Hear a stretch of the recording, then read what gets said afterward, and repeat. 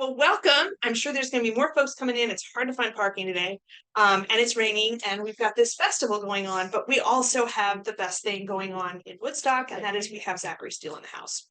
So, author of 4 books, maybe 7, but he's only telling us about 4. Does a whole bunch of stuff with FoxTale, for which we are eternally grateful. I can't wait to read the new book. Weight of Ashes was fabulous, and this one sounds amazing. So I'm going to let these folks take over.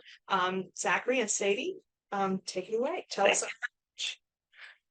Thank you. First and foremost, thank you to FoxTale, wonderful bookstore. And if you have a chance to, obviously, I want you to buy my book, but buy other books too. Support this and other indie bookstores. It's been kind of a long road to get here for Perfectly Normal. I feel like it's been a better part of my life trying to work through this one, but I'm very excited to have it out. If you're not familiar with Perfectly Normal, it's a story of Nate Alexander, who's a 16-year-old who has chromesthesia, which is seeing color for sound, and is also autistic. He's an extremely gifted musician, so his world is this beautiful array of color for every sound and every note, for every voice. And he has a very structured life that is disrupted when he meets a new student, an openly gay student named Julian Mack that comes to school, and it introduces Nate to a different way of seeing the world, and begins his journey of self-discovery. And it's a very personal story for me. I think I may love these characters more than any other characters that I have created. And I hope that everybody enjoys reading it as well. I am going to read just a little bit before we get started with our interview. I am very, very happy to have Miss Sadie Wilson today interviewing me, and look forward to seeing what that is. The chaos that comes with it. Yes, Yes, exactly. I'm audience for this now. Okay. Yes, that is important. Yep. All right. So this is an introduction to Nate, and it's a little bit of information about his early days, and then we meet him going into a day. For his 7th birthday, Nate asked for crayons. When pressed for other gift ideas by his mother, he repeated his wish, stating that he wanted to be able to name the colors. On his birthday, he received a 120 pack of crayons, 6 coloring books, and 2 puzzle books with mazes. Nate immediately emptied the crayons on the family room carpet despite his father's protest, sorting them into color groups in a circle around him, from blues to greens to yellows to purples to reds to browns to black, white, and gray. Overwhelmed by the volume of colors despite the pleasant waxy odor, Nate fidgeted in place, plucking similar shades from each color group, casting them into the box. After reorganizing the remainders, he studied them for 5 minutes, gently humming a repeating scale of notes. His mother offered him the coloring books as he analyzed the crayons, but he shook her off. After several more attempts, his parents watched as he judiciously reduced the circle of crayons to 24. These are the colors, he announced, and he handed over the excess. Excitement unleashed in an e-bound bounce and flapping of arms. His enthusiasm met with joy from his mother and frustration from his father, who suggested they take the full 120 count back for a refund so they could buy the 24 pack Nate had unknowingly identified. His mother found an appropriately sized plastic bin for his chosen collection of crayons. Weeks passed as his mother continued to push the coloring and puzzle books on Nate.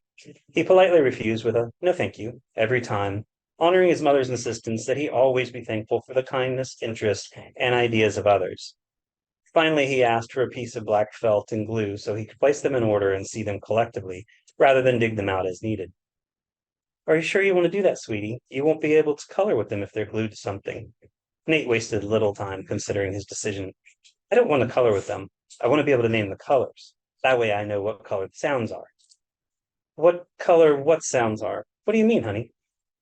"The colors, when there's sound. Your voice is a blue-green, of course, which makes sense. That's my favorite color." His mother waffled between confusion and concern, planning instead upon absolute joy that she was her son's favorite anything, which only served to demonstrate to Nate for the first time in his life that identifying sound by its color wasn't something everybody else did. What seemed perfectly normal became abnormal and odd, especially when his father learned about it. For Christmas that year, his mother bought Nate a square, black frame shadow box and encouraged him to display the crayons on the wall in his room. Despite his father's protests, Nate was overjoyed and pleaded for his help in hanging the crayons on the wall above the headboard above his bed. It hung there for 5 years. On his 13th birthday, against his mother's wishes, he took it down to appease his father, who insisted that teenage boys didn't have crayons, much less crayons displayed in a box above their bed. When his father brought an empty box to his room to donate the shadow box and other childhood items, such as a few stuffed animal friends he'd had for years, Nate put the shadow box at the bottom, layering it with stuffed animals and clothes he'd grown out of. Once his father left the room, Nate dug out the shadow box and hid it under his bed, surrounded by the few stuffed animals he wanted to keep. It wasn't the most perfect hiding places, but his quick action without argument seemed to convince his father that Nate was on board.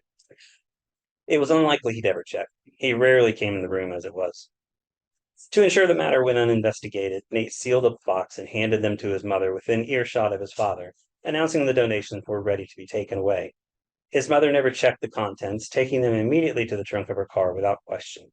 At dinner that night, she told Nate she dropped it off at Goodwill. His father was pleased. It was never brought up again, even when his mother checked under his bed later in the week, supposedly looking for more laundry. When she stood, she smiled, winked, and left the room with his laundry basket. Though he had long since memorized the colors, incorporating them into his daily life, into the classical and orchestral works he found great joy in, there was something symbolic and important about keeping the crayons, about the subterfuge, about his connection to his mother, to his past, to the day he realized he wasn't like everyone else, the day he realized he wasn't normal. His mother's color was blue-green. His father's was red-orange. Nate looked for both everywhere, in every sound, every voice, incorporating one family of colors while avoiding the other. The alarm sounded at precisely 7 in the morning. Nate silenced it with a blind tap, following with another to the static track of the white noise machine. A room filled with sound. Birds chirping, a car driving by the front of his house, his mother in the kitchen washing dishes, the rattle of the vent cover as the heater warmed the room. 1 minute later, timed by 10 slow breaths of 6 seconds each, Nate sat up and opened his eyes. From the distance to each sound, the white wall ahead, framed by a gurgling 55-gallon aquarium atop a rustic oak hutch, remained clear. Any spike in the volume of these sounds, such as the clink of dishes against one another or loud tailpipe of a passing truck, registered as a muted flash of color. Nate took 2 minutes to enjoy the calm, considering the day's schedule while following the paths of the 2 discus fish that had been his roommates and friends for 4 years. Watching them swim gave life to a wide smile. Good morning, Sebastian. Good morning, Wolfgang. I'm sorry to say that it's back to school for me today. Winter break is over. Be grateful that your biggest concern is the level of poop you have to swim through. I'm not sure either of you would enjoy school. That is to say, school as in education, not the group that you swim in. You probably would prefer that to being in a tank. With a simple laugh, Nate rose, stretched, and lowered to a seat on the worn beige carpet. Even though Sebastian and Wolfgang were the closest thing to pets they had ever owned, Nate insisted friends should never be considered pets. It had always smelled of dog. His parents claimed they couldn't smell it, but he could. He always could. From underneath the bed, he moved Mulligan the stuffed hound and Jerry the giraffe aside to reveal his black framed shadow box. It slid easily, its distance from the bed measured perfectly to allow the square box to fit between his legs and the dangling gray curtain of bed sheets. The set of crayons looked as new as the day they were placed behind the glass. Neatly lined in 4 rows of 6, the lead position was taken by indigo, the color Nate had always loved the most. From there, they moved through blues, then greens to yellows and oranges, then reds to grays, white, brown, and black. In truth, his preference would have been to place the reds last, ending in red-orange, but the transition of colors would have been disrupted, chaotic. Nate ran his fingers along the frame as he focused the range of blues to greens for a minute. Studying the colors brought a sense of calm, a center to begin his day. He exhaled, then returned the box to its safe place. the guardian duo of Mulligan and Jerry back on duty at the front, sides and rear guarded by other fuzzy family members still in hiding. 5 minutes into his day, he gave himself over to the system. After feeding Sebastian and Wolfgang a teaspoon of fish flakes, as instructed by the container, Nate collected a pile of folded clothes off his dresser, chosen the night before. Long sleeve white and royal blue striped golf shirt, the darker jeans that fit loose against his bony legs and waist, knee-high tube socks with the royal stripes, and snug solid blue underwear. All would go well with the denim jacket with the gray cotton sleeves and hoodie. That jacket. Not very interesting. Much as she had with the system in general, his mother implemented the selection of clothes the night before to help alleviate the anxiety brought on by indecision against the pressure of a ticking clock. After all, choosing clothes was a process. It took time. His mother said it was an important part of the system that helped to keep him calm, and so Nate relied upon it. Clothes in hand, it was time to move on to the next stage of the system. An impossible task as it happened, as his sky blue shoes were not on the shelf in the closet where they belonged. They were gone, not in his room. Pressure tightened in his chest, the search for the shoes bordering on frantic. They were supposed to be there. They were always supposed to be there. I was the system. Clothes on the dresser, shoes on a vertical shelf just inside the closet, the sky blue in their place at the top, indicating favorite status. Nate's mind whirred, trying to remember where he'd seen them last. Could he have gone to sleep without ensuring they weren't where they should have been? Stupid, stupid, stupid. Nate's hands flexed, tight around the folded clothes, breath drawing in rapid bursts. He was losing valuable time. The system required everything to go as planned, or there wouldn't be enough time to practice his piece on the keyboard. He only had 25 minutes as it was. He needed his mother. She could figure it out. She could make it right. No. Nate pushed it away, determined to figure it out on his own. His mother called it self-management, an effort on its part to learn how to manage disruptions in the routine, to stave off meltdowns when she wasn't there to assist. Under his breath, Nate worked through it, pacing his floor of the room, one hand tight to the back of his neck. Shoes. Where are my shoes? Where are they? I had them. I wore them yesterday. Yesterday.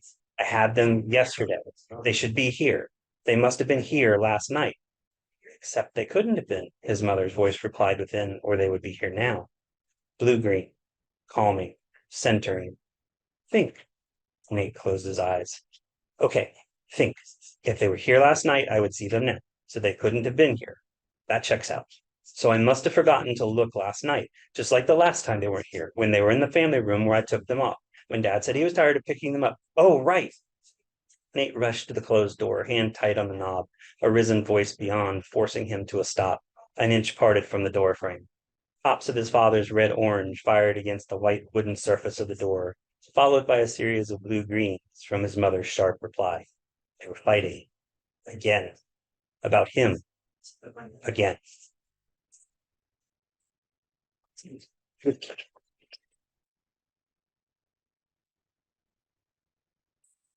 All right. What you got? Question time now, I see. Yes. So, what's your favorite color? Sadie, question about the book. What's the book's favorite color? It's the book's favorite color. You know, it's an interesting question, actually. I don't know the book itself has a favorite color. I know Nate does. Nate's definitely in the blue family, but it's a very interesting question because this book deals so much with color. Um, if you're not familiar with chromesthesia, it's a branch of synesthesia. And synesthesia is effectively sensory swap, like you might see a color for an item, or meeting somebody may evoke a smell, or something to that effect. It's just sensory swap. In fact, the two most popular, not popular, but the most prominent forms of synesthesia are, one is chromesthesia, which is in more people, and then it is grapheme color synesthesia, which is seeing black letters as colored, which would be quite the experience. Those are the two most prevalent. And I did a lot of research on that after I had already developed the core of the story, because I was fascinated by it. I ended up going down a YouTube rabbit hole, which is I think, common way of researching these days.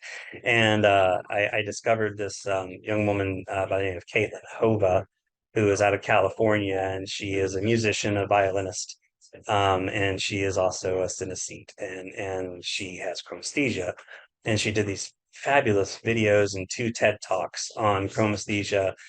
She and her husband built this violin that displayed colors for different notes, and though that didn't represent what she saw, it did give you an idea of the different colors for notes. And I I don't know. I just one day just decided, she would be an excellent person to talk to if she would actually talk. So I sent an email because I mean, what's the worst you can hear is nothing. And about 7 days later, she got back to me, and we ended up coordinating a conversation. And I got to talk to her for an hour, and I think I won her over because I told her it was very important to me that I portrayed chromesthesia as a very authentic experience. Um, to which she openly stated in the very beginning, was like, I'm glad that you're doing that, but please know that this is different for everybody. So authentic for one person is going to be inauthentic for another. But we definitely enjoyed that, and I think she was a big part of what helped me define chromesthesia. And I definitely recommend, if you have questions about it, Caitlin Hova, Hova. You can find her on YouTube. Why are the parents arguing about Nate? All right, so in addition to chromesthesia, Nate is autistic, and Nate was not officially has not officially been diagnosed autistic, but um, his mother kind of put it together and did her own research. And when she was 10, had some experiences. When he was 10, she observed some experiences that let her know that he was in fact autistic. And a couple years, she waited a couple years, and then had a talk with him about it. She believes in it wholly and supports him, and has created this system of routines and something to help manage expectations, so that Nate knows what's coming and knows where things are supposed to be, and doesn't have the pressure of having to make a decision in a split second. So she is very much his guardian, his advocate, and his teacher. His father, on the other hand, yes, does not believe in either. He sees them both very much as, in his words, bullshit. They are not something that um, uh, any normal person would claim to have. And he is definitely on a quest for Nate to be that normal son that he always envisioned for himself, that would sit there and watch football games with him, and cut up, and not go hide away in a room, or be immersed in music all the time, or not listen to the music his father loves. Um, and so it definitely creates tension between the parents that sort of pulls them apart in the very beginning of the story, which leads Nate into a very drastic change in his world that he has to adjust to. Aside from the family drama, does Nate have any friends? Nate needs to have friends. As I mentioned, the characters in this book, I would rate them as possibly my favorite. It's tough. It's close. Um, Nate has a best friend named Michelle, who has been his friend since they were in diapers. And Michelle is a self-professed Amazonian Baptist. And there's a lot more to that statement, but I'll let her tell it.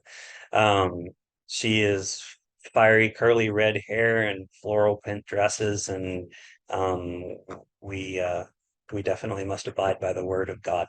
And she is Nate's protector at school, and his guide as well. They have a very interesting form of communication that revolves around certain looks that she has, as well as a sequence of tapping that pass along a message. Like if Nate's about to say something and she knows he's about to say something he shouldn't say, she might 3 taps on his desk, and he's like, okay, so don't say that.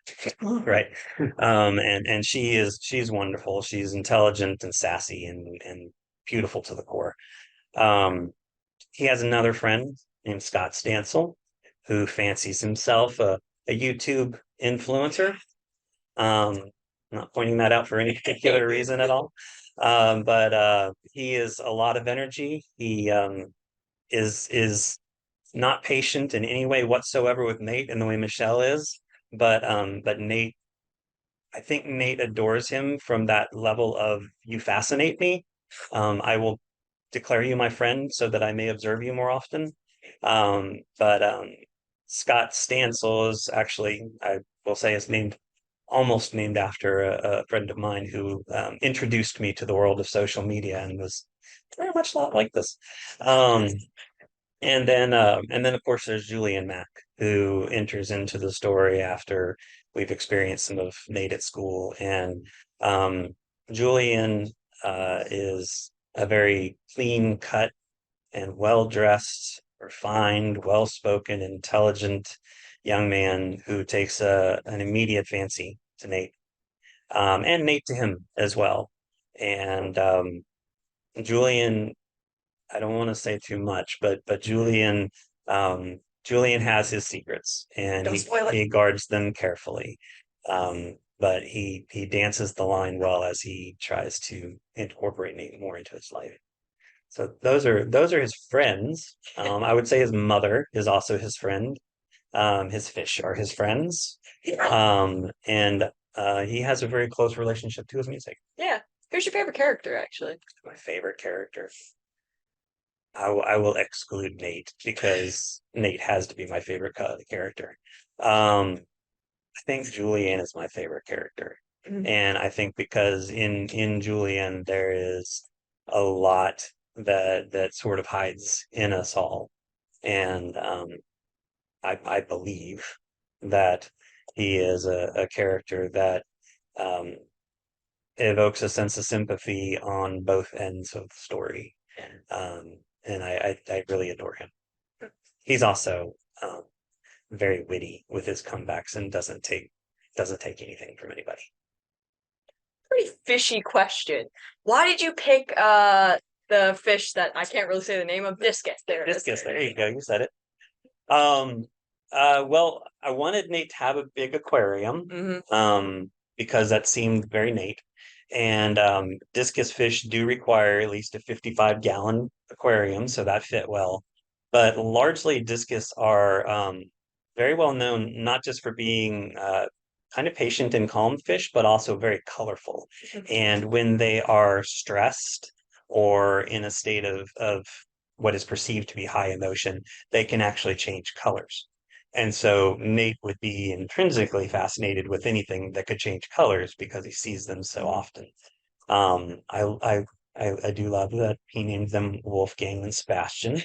And he definitely loves his fish quite a lot. I like music a lot. How much does Nate like music? Music is everything to Nate. So much so that it sort of overwhelms the need for any other relationships beyond his friends. And he is solely and entirely focused upon music. It is very much a special interest, very much something that he learns and knows inside and out. And he he the thing about this, music has always been a huge part of everything that I've written. The Weight of Ashes, if you read that, there's a lot to do with music in that. This story itself originated from one song and a scene that developed around it. No spoilers there, I would tell you. But I view, as everybody should, music to be a very transformative thing that we experience as we grow older. And the music that we listen to helps define who we are as a person.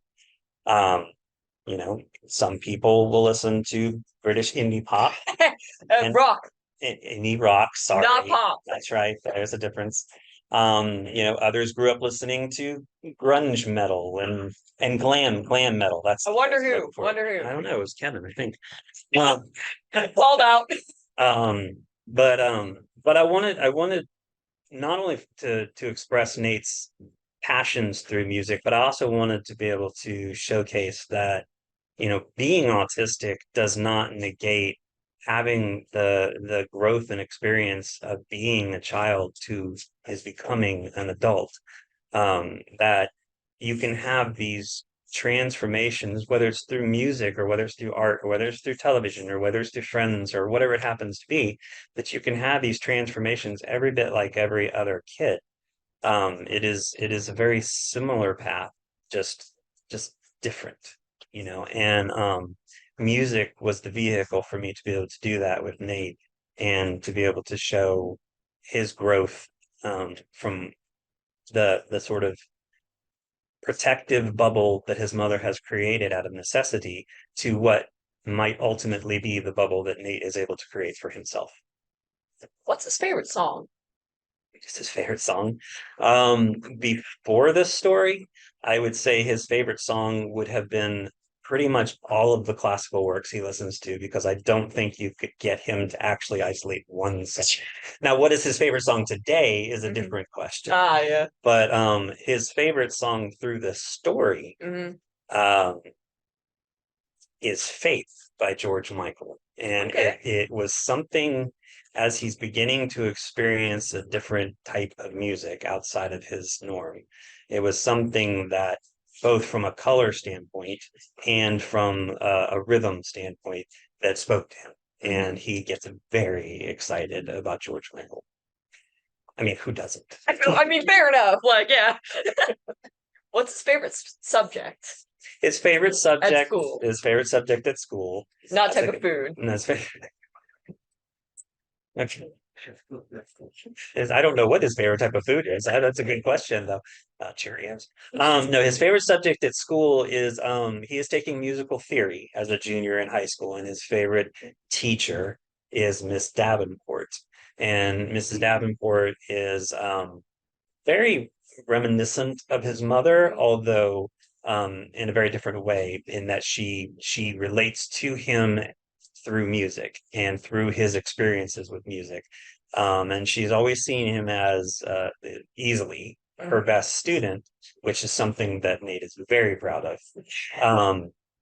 But then she begins to learn more about him as a musician, and she sees him very differently and guides him in a very different way. But I think the rankings of teachers begin with Miss Davenport, and then there is a very long gap before you get to number 2. Why did you name the book Perfectly Normal? And am I perfectly normal? You are perfect. I don't know about that one, but okay. I don't. It was just one of those moments. I mean, the section I just read, I think is probably where it came from, because it states the line in there: "What was perfectly normal for everyone else was for what everyone else was not for him." Like the entirety of this book, I feel like I was chasing the definition of the word normal. What is normal? And I have a few characters doing this dance with Nate, trying to define what it is, because he doesn't understand it. His father wants him to be normal, but he doesn't know what that means. He knows what his father says it means. He knows what he's supposed to do, but he doesn't know what it means. And I think by the end of it, I decided that for me, there is no real definition for normal. And I think his mother even says at one point that it's just what others perceive as normal based on their own experiences and what they know of themselves. And so it isn't really something that you can apply to somebody else, because it's only normal to you. And so therefore, with Nate and with everybody else, I feel like in your own world, you're perfectly normal. Exactly. And I definitely believe Nate is. That was the end of your question, wasn't it? Yeah. Yep, it is. That's what you do when you're done with your questions.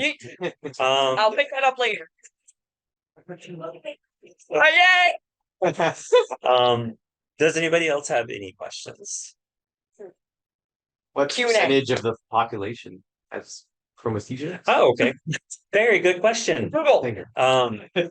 So okay, so we'll start with autism. Yeah. The CDC, the most recent data with autism was in 2020, and it's 1 in 36 kids are actually diagnosed autistic, and that's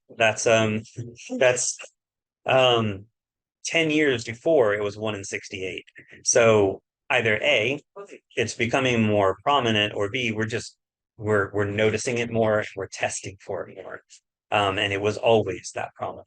We're also accepting it, which is also a big thing that is part of this story. The interesting thing about autism and chromesthesia is that, make sure I get these numbers right. 1 in 5, so just about 20% of autistics do experience some form of synesthesia. However, 1 in 25 neurotypicals, meaning you're not on the neurodiverse spectrum, 1 in 25 experience some form of synesthesia. So it's way more part of the autistic brain than it is the neurotypical brain.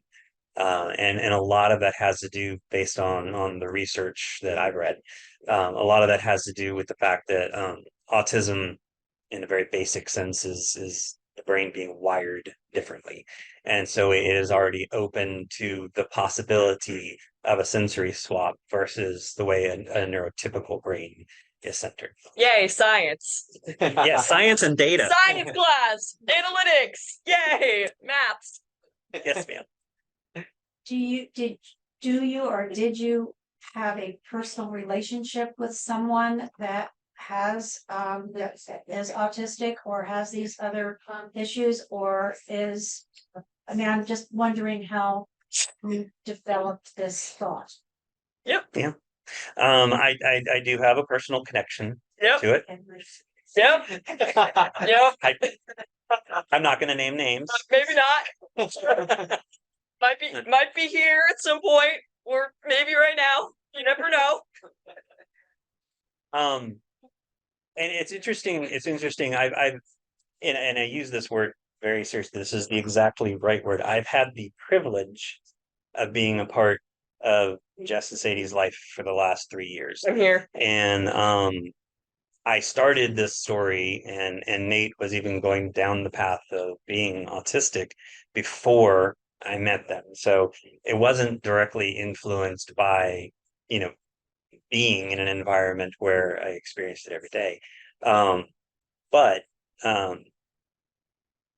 I will say I have learned a lot through this time, and I'm very grateful for that opportunity. And the more that I got to know just in learning on my own, the more important it became to me for every autistic person to be able to represent them in in an authentic way, but also a favorable way, because it has been far too easy through the years for storytellers to write autistics in an inaccurate way, and they don't embrace the full level of joy that can be expressed through an autistic, and all of the things that happen when that hyper moment of absolute joy is expressed is unlike anything I've ever seen. And I felt like that's what I want people to know, that it isn't about being a savant. It isn't about, talking to yourself or mumbling or being monotone, or it's not even about not understanding social cues. It's really about the beauty that exists within the autistic mind and the autistic heart that I love so much. I'm here. I take it Nate did not have a sibling. Nate did not have a sibling. No, I felt like that was a choice of just simplicity in the story, and also he would have been quite a handful for both of his parents at a young age, and I could see them deciding that, like Nell saying, like all of my focus is already here. I can't do this beyond this. But that's why I wanted him to have a friend that he had known since childhood. When you're reading the excerpt, you had the mindset really captured, like I was in that mindset. Was that something that, like draft one, you kind of had that, or did you have to work up to getting the mindset fleshed out through multiple drafts? Yeah, Wonder how fast that came to you. Yeah, okay, so you Thank you. know this as a writer, and there's a few writers in this room, and one of the things that's very important, it's vital when you're creating a character, is to create an emotional connection between the reader and that character, to create the emotional depth that allows you to pour yourself into them or them to pour themselves into you. And that was challenging for a character that is somewhat emotionally flatlined, that there isn't a lot of emotional expression in Nate. There is some. So it was a challenge to do it and get it right. And it took going through a few drafts to reach that point of feeling comfortable with it, and then working with multiple editors at the publishing house to ensure that we were expressing Nate and the emotion that does exist but maybe doesn't show itself properly. So it was a challenge, and I believe that there is a lot of emotional depth in Nate through his love for music and his friends, and definitely his community. Any other questions? Yes, sir. So aside from you having a better understanding or getting your head around this concept in more way, how would you say that writing this book has changed you as a writer? So another level of autism that I think is beautiful is the hyper sense of empathy that exists. This connection, and understanding that seems to exist with autistics, and I feel like, if anything, I've become more aware of that, and through my own experiences have learned, or am learning, shall we say, that there are different ways to handle situations than I may have handled them in the past. And it's interesting because as a writer, you're like, I'm supposed to see through all the lenses of my characters. I'm supposed to have that sense of empathy for them and through them so that I understand their worldview above mine. And I find that to be a very difficult thing to do in my personal life. And I feel like, if anything, it's opened me up to that a little bit more. Have you ever dreamed about? I love it. I've seen that at Hobby Lobby. I don't know. I don't think I have. I actually don't. It's a rare day when I wake up and remember my dreams at all. I know there are people who dream a lot, and I am. certain people who have long stories about their dreams. And I'm like, surely you're making this up. But I don't actually think I've ever had a dream with a character. But I do spend an inordinate amount of time in my head letting things play out in an awake kind of dream. What I think you call those fantasies. I'm not sure. But no, I that's the only place that they have lived outside of the pages in my head while I'm awake. What's next for you? What's next for me? I do have a fantasy series that is hopefully be under contract soon, which I'm very excited about. The first book is called Fallen Hero, and it's about a young boy who discovers that his favorite fantasy series of books is the real world, and that he is actually from it, and that all of the machinations of everything going on around him, are all connected to this mysterious figure known as the storyteller. Oh no. And a lot of it is a metaphor about writing. The rest of it is just me living an adventure that I wish I could have lived as a child. Dun, dun, dun. And then the next book that I'm going to start writing soon, that will go to this publisher and follow this book, is, right now I'm just calling it Home. And it's about four siblings who are coming home. There's another sibling there as well. Their mother is being placed on hospice and is in her final days, and so they're coming home to all be together, And they are 5 siblings who could not be any more different than one another and want different things and have gone out to explore different things or stayed home for reasons. And I wanted to be able to tell a very big story about a family having to come together in a tough time, but even more so, I wanted to continue the theme of exploring a word and try to have these characters define what home means to them. Is it the childhood home? Is it the home that you live in? Is it not a home at all? Is it a person? That kind of thing. And it's really interesting because The Weight of Ashes is a book that is very expressly about family and grief. And Perfectly Normal is about defining the word normal. And now all of a sudden I'm taking grief and a definition and putting it together. I think I've created a theme that I may be following, but but I'm very much looking forward to it. And it's been on the back burner for a very long time. And I finally have an opportunity to write it. Any other questions? Which thank you. You guys have had some wonderful questions. Yeah, no, these were good, man. Could you talk a little bit about Hogan? Yes, thank you. Departed? What? What? All right, so The Weight of Ashes took place in a small fictional rural town named Hogan. Oh, And there you go. down there. Sadie has joined the party. Yep, You've joined the chat. yep, I have. Perfectly Normal also takes place in Hogan. Now, The Weight of Ashes was in 1989. This one is in 2016. So there's 25 years apart here. And the reason that I did that, and then Home will also be in Hogan a couple years later.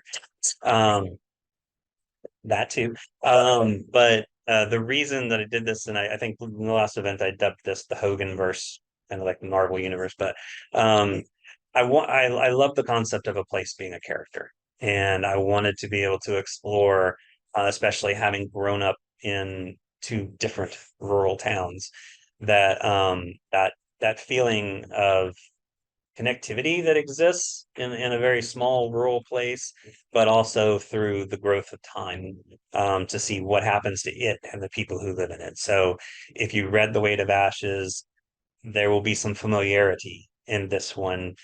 You don't have to have read The Weight of Ashes, though you should, to understand any of it. But it's just like, again, I go back to Marvel, in the way that the stories sort of seamlessly connect, but you don't have to have seen all of them to understand what's going on. And I love that concept and wanted to do that. Thank you. Any other questions? Sadie, do you have any other questions? Books. Books.